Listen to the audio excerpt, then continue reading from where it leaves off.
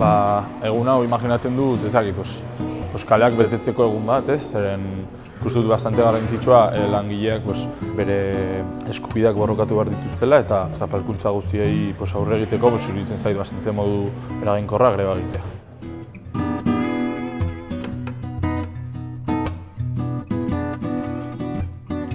Argi dago oraingo sistemak eramaten gaituela gazteak prekarioak izateara, ez bakarrik arlo ekonomikoan, baizik eta gure harremanetan, gure denborarekin bereziki, eta bereziki prekarizazio prozesu honek eragozten digula bizitza edo bizi proiektu duin bat eramatera, ez? Eta honi erantzun behar zaiola, bai ala bai, ez? Eta uste dut urtarrilaren 30ko grebak gazte bezala prekarietate horri eta sistemari aurre egiteko aukera ezin hobea dela.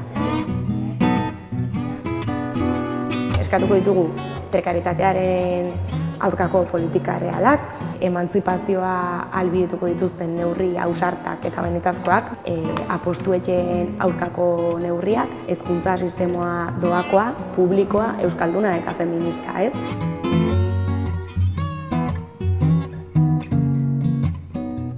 Gazteen eta langileen batasun bat egotea ez zapalkuntza horri buelta emateko, ez? Zeren beti greba hauek egoten dira bideratuta hori langileen egoera eta ikasleen nahiz gazte, langile guztiei guztien egoera hobetzeko, ez?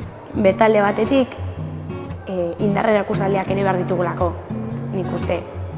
Iritzi pertsonala da, baina aurrera egiteko eta ikusteko benetan borrokak merezi duela eta borrokek ere bere fruituak dituztela, adibideak edonon aurkitu ditzakegula borrokak merezi duen horren adibideak, eta urtarrilaren 30koa beste adibide bat izan beharko litzateke.